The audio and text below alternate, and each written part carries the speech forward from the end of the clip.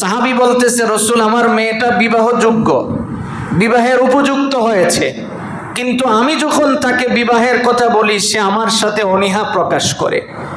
আমি একজন সুস্থ সবল এই মেয়েটাকে আমার পক্ষে রাখা সম্ভব হচ্ছে না। আমি ধারণা করছি তাকে খুব তাড়াতাড়ি যদি কোনো একজন ভালো পাত্রের কাছে পাত্রস্থ করা যায়। নবীজি তখন মেয়েটাকে বলল, তোমার বাবা কি বলছে তুমি তো শুনছো? মেয়েটা জবাব দিল, জি হ্যাঁ ইয়া রাসূলুল্লাহ, আমি শুনছি। তাহলে তুমি কেন বিবাহে বসতে রাজি হও না? মেয়েটা জবাব দিল, রসুল আমার বিবাহে বসতে কোনো সমস্যা নাই। তাহলে তোমার বাবা যে বলল তুমি রাজি না? মহিলা জবাব দিল, ইয়া রাসূলুল্লাহ আমি রাজি না এই কারণে, কারণ হলো যেই শর্ত আমি দিয়েছি স্বামীর যে যোগ্যতা থাকা দরকার, এই জায়গায় আমার সমস্যা। নবীজি বলেন, কি কি শর্ত বলো? এবার বলা হলো, মেয়েটা বলতেছে, রসুল 1 নম্বরের শর্ত আমার স্বামী যিনি হবে তিনি যেন 12 মাস রোজা রাখে। 2 নম্বরের শর্ত তিনি সারা রাত দাঁড়ায় নফল নামাজ আদায় করতে হবে। 3 নম্বর দৈনিক 1 খতম কোরআন শরীফ তিলাওয়াত করতে হবে। সাহাবায়ে কেরাম চিন্তা করলেন, যে লোক এই কাজ করব তার তো আর জীবন যাপন করার মতো সুযোগ থাকবে না। সারা দিনে যদি কেউ কোরআন তিলাওয়াত করে তাহলে তার তো আর অন্য কাজ করার সুযোগ থাকে না। রোজা রাখলে সে জীবিকা নির্বাহের কাজ করতে তার মনে চাইবে না।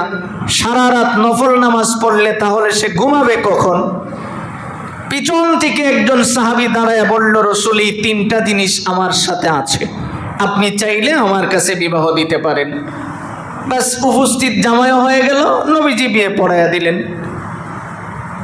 পরের দিন মেয়েটা তাকায়া দেখে যার সাথে বিয়ে দিছে সে এই কাজের কোনোটাই করে না, রোজাও রাখে না, সারা রাত নামাজও আদায় করে না। স্বামীর সাথে তার বাদানুবাদ শুরু হলো, বলতেছে তুমি তো আমাকে ধোঁকা দিচ্ছ, নবীর দরবারে চলো।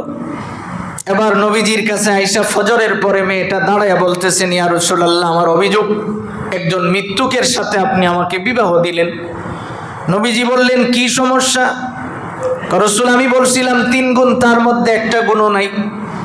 এবার নবীজি ওই সাহাবীকে জিজ্ঞেস করে, তুমি আমাকে কেন ধোঁকা দিলে বলো? সাহাবী বলতেছে, রসুল আপনি আমার কথাগুলি শুনেন। নবীজি বললেন, বলো। 1 নাম্বার, আপনার কথাগুলি সত্য কিনা আপনি আমাকে বলেন।